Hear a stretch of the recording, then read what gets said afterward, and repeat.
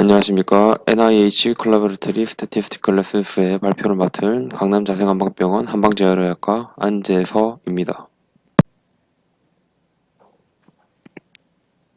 목차를 보시겠습니다. 처음으로 저널, 저자, 애브스트랙트, 인트로덕션, 스터디 디자인 이슈, 리서치, 디스커션, 컨클루전으로 구성되어 있습니다.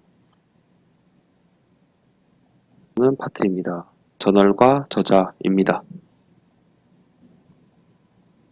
본 연구가 발표된 저널은 클리니컬 트라이얼즈입니다. 영국 런던에서 나오고 있으며 임상 연구와 방법론에 대한 연구들을 발행하고 있으며 16년도 IF는 2.715입니다.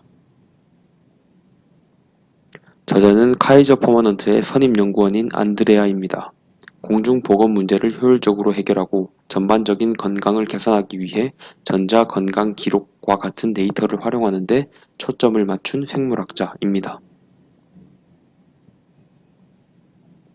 파트 1 애브스트랙트입니다.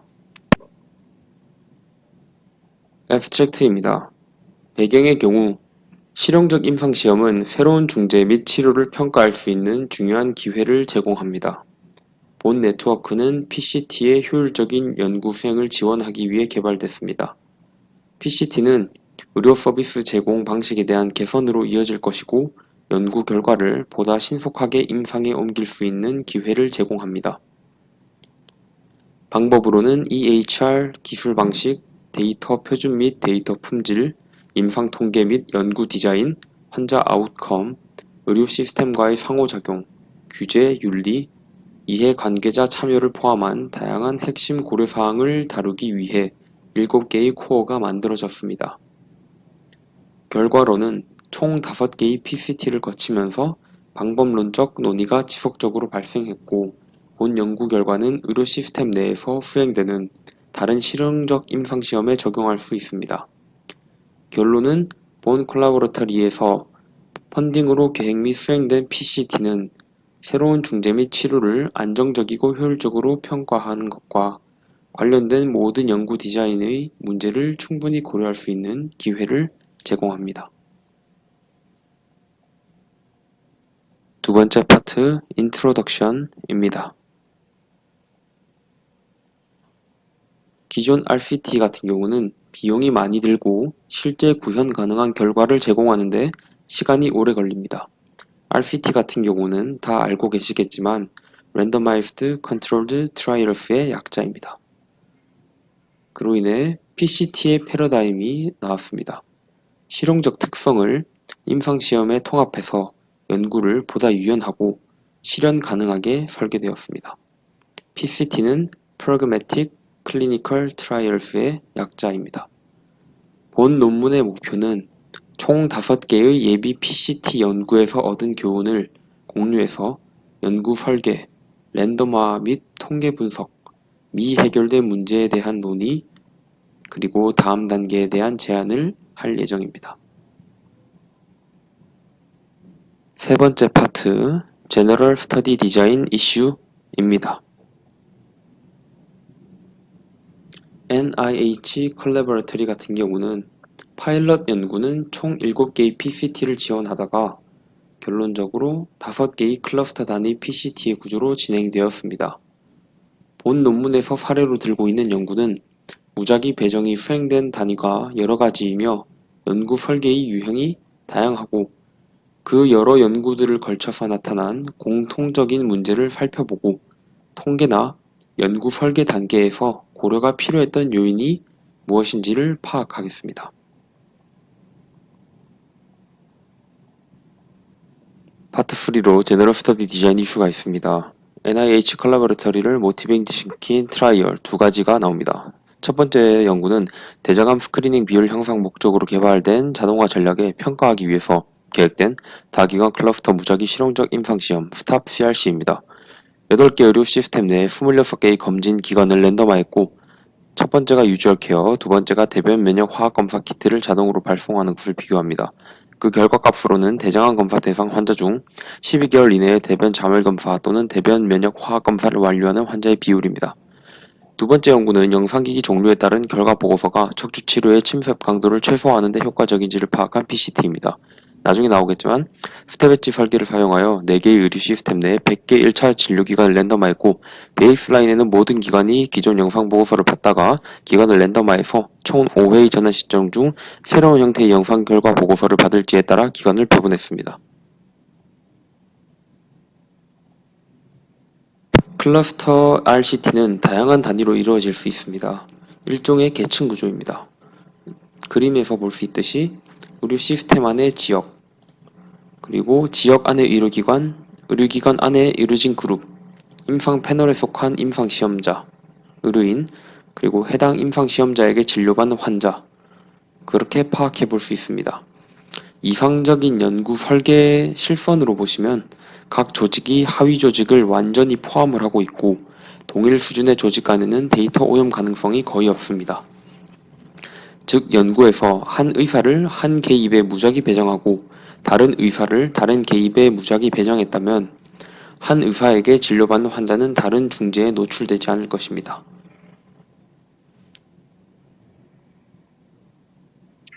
그러나 데이터 오염의 가능성이 있는 경우가 많습니다. 의료인이 여러 그룹에 속할 수 있는데 이러한 제공자를 랜덤 배정 단계에서 제외하거나 기관 단위에서 의사를 이미 추출하여 임상시험에 배정이 가능합니다. 그림에서 보실 수 있듯이 점선 같은 경우는 환자가 임상시험에 포함된 의료진의 2 이상을 볼 경우 해당 중재가 환자 단위가 아닌 의료인 단계에서 무작위 배정이 되었다면 오염 가능성이 발생합니다. 그리고 이쪽 점선의 경우에는 의사 1은 총 3개의 그룹, 2개의 기관에 속해 있습니다. 마찬가지로 오염 가능성이 발생합니다. 통계학자는 최소한의 데이터 오염만 허용하면서 동시에 랜덤이 충분히 이루어질 만큼 최대의 클러스터를 산출하는 당연히를 결정하는 것이 목표입니다. 무작위 배정 단위의 크기가 늘어나서 데이터가 오염될 위험을 최소화하는 것과 검정력을 높이기 위해 무작위 단위를 줄이는 것 사이에서 항상 상호 교환되는 장단점이 있다는 것을 인식해야 됩니다. 지금까지 NIH 콜라보레터리 연구진들의 경험으로는 기관 단위의 대규모 클러스터로 연구 무작위 배정을 계획했다더라도 통계 및 연구 디자인 코어 팀과 논의를 통해서 의료진 그룹 또는 의사 단위에서의 무작위 배정이 실현 가능한 경우가 많았습니다. 단위가 작아지게 되면 표본의 크기가 늘어나므로 동일한 효과 크기를 평가하는 검정력을 늘리거나 더 작은 효과 크기에 대해서 동일한 검정력을 제공할 수 있습니다.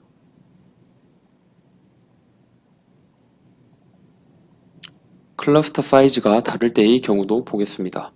연구를 설계한 경우 고려해야 할 또 다른 중요 사항으로 같은 임상시험 내에서도 클러스터 사이즈가 서로 다른 경우가 많습니다.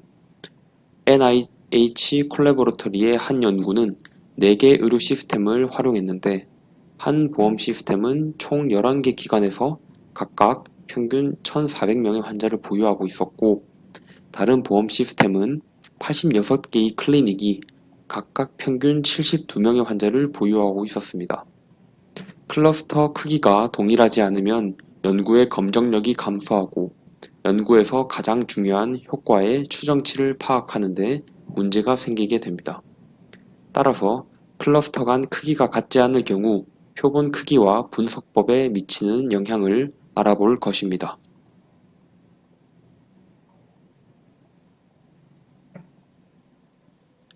클러스터를 활용한 연구에서 표본 크기를 결정하는 기본 접근 방식은 한 그룹 내 관측치의 상관관계를 고려하는 설계 효과를 사용하는 것입니다.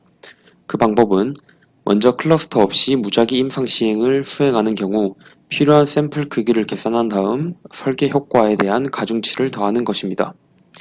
클러스터 수가 적은 경우 유효성 검정에 들어갈 자유도를 추가로 고려하게 됩니다.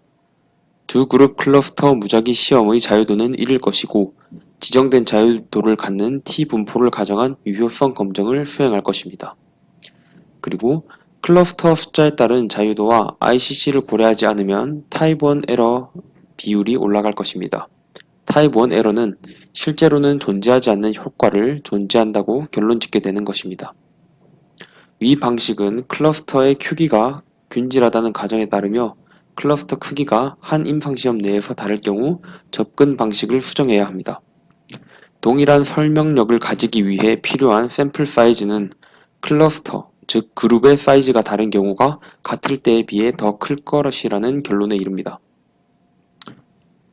의료 시스템 내에서 PCT를 수행하는 이점은 EHR 등을 활용하여 ICC 및 클러스터 크기를 추정할 수 있다는 것입니다. NIH 콜래보레터리의 UH2, 즉 파일럿 단계에서 해당 분석이 중요한 파트였는데 UH3, 즉 본 시험이 적절한 설명력을 가질 수 있도록 파일럿 단계에서는 해당 추정치를 미리 계산했습니다.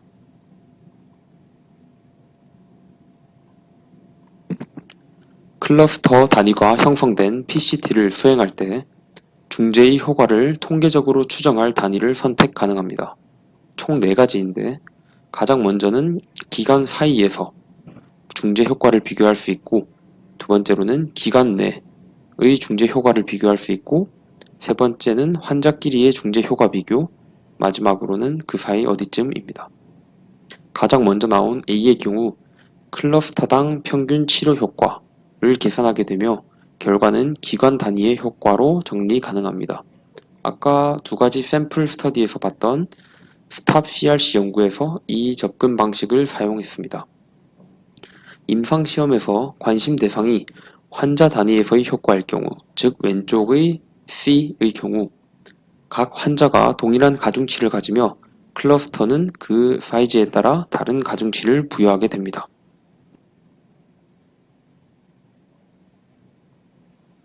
클러스터 단위의 효과를 추정하는 가장 보편적인 통계 분석법은 일반화 추정 방정식 GEE Generalized Estimating Equations입니다.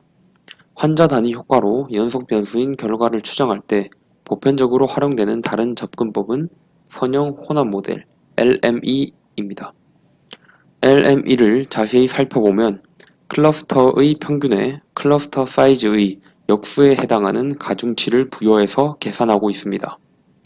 결론적으로 LME는 클러스터와 환자 중간쯤의 해석으로 보는 것이 가장 정확합니다. 위에서 나온 D입니다. 이제 B의 경우가 남아 있습니다. 기관 내 중재 효과는 일반화 선형 혼합 효과 모형 GLMM을 사용 가능합니다. 연속형 변수의 경우에는 GLMM을 통해 클러스터 내 between cluster 그리고 클러스터 간 between cluster 효과를 모두 볼 수 있습니다. 그러나 이항 변수에 대한 오즈비를 추정할 때는 특히 주의해야 합니다. 클러스터 내 효과는 하나의 의료기관 내에서 유주얼 케어 대신 새로운 중재를 시행했을 때 예상되는 효과는 무엇인가로 정의할 수 있고, 클러스터 간 효과는 하나의 의료 시스템에 속한 모든 클리닉이 유주얼 케어 대신 새로운 중재를 시행했을 때 예상되는 효과는 무엇인가로 정의할 수 있습니다. 정리하면 하나의 PCT에서 추정하고자 하는 효과는 연구 질문에 기반해야 하지만 동시에 통계적인 문제를 고려해야 합니다.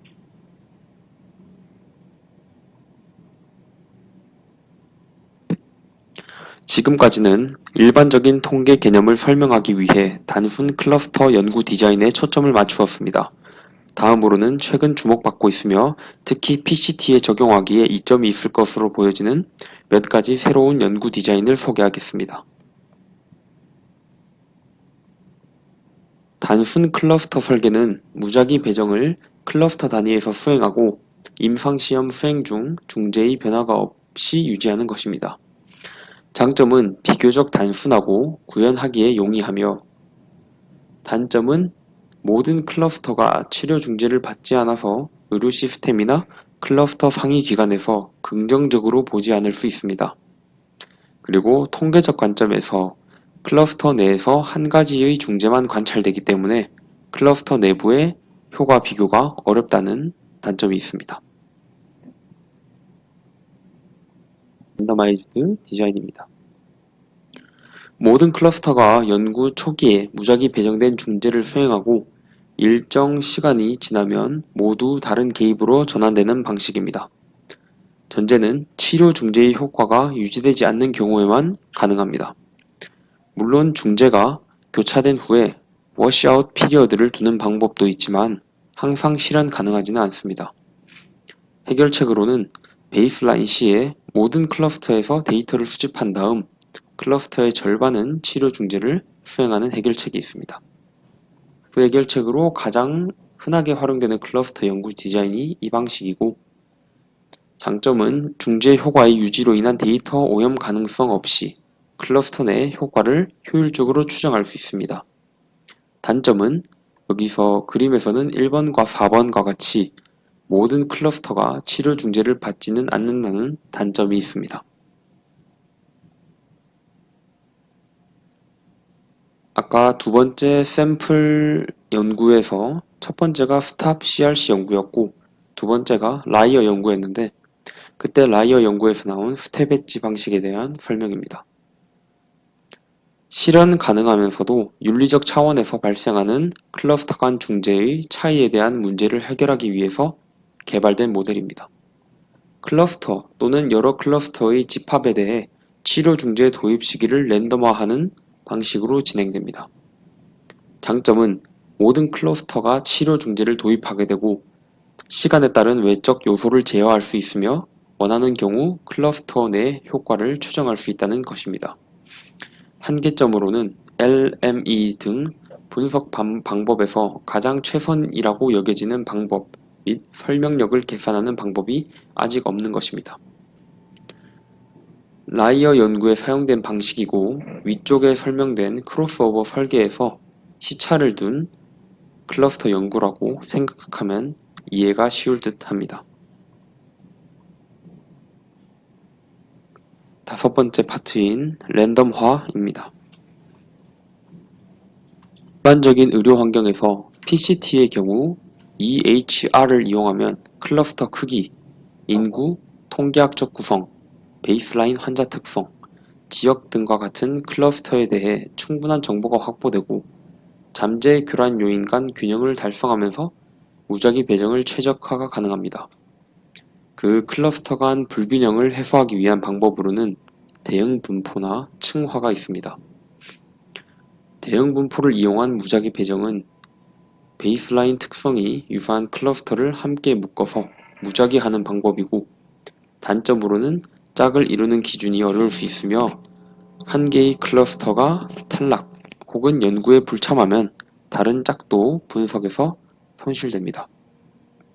대체 접근 방식으로는 제한된 무작위 배정이 있는데, 본 연구 그룹에서 수행 가능한 선택지로 보였으나 다른 기존 방식에 의해서 최선의 방법인지는 불분명합니다. 결론적으로 클러스터를 무작위 배정할 시 베이스라인 특성을 고려하는 것이 중요하고, 클러스터 사이즈를 고려해서 무작위 배정을 하는 것이 중요한데 설명력에 영향을 미치고, 사이즈가 비슷한 경우 베이스라인 특성이 유사한 경우가 많기 때문입니다. 예를 들어 대형 클리닉은 환자 특성이 더 유사한 도시에 밀집되어 있는 경우가 많습니다. 여섯 번째 파트, 디스커션입니다.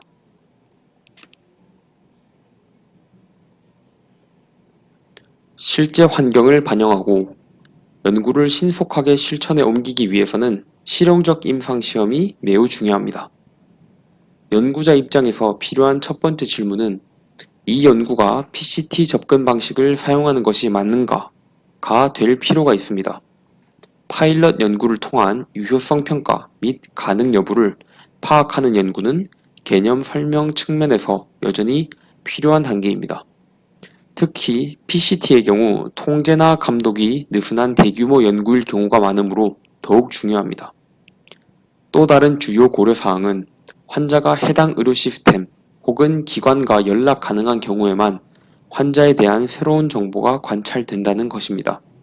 예를 들어 어떠한 치료 중재가 환자의 건강을 개선했을 때 해당 환자는 의료 시스템과 연락을 중단할 수 있는데, 이 경우 치료 중재가 성공적이었다고 하더라도 평가 결과 정보는 누락되는 결과가 있습니다. PCT는 통계적으로 새로운 넘어야 할 산을 제시하지만 동시에 실제 환경에서 중요한 질문을 해결하기 위해 필수적입니다. 본 논문은 NIH 콜래보러터리 내에서 실시되고 있는 실제 PCT에서 제기되었던 몇 가지 문제와 솔루션에 대해 논의했습니다. 경청해 주셔서 감사합니다. 이만 발표를 마치겠습니다.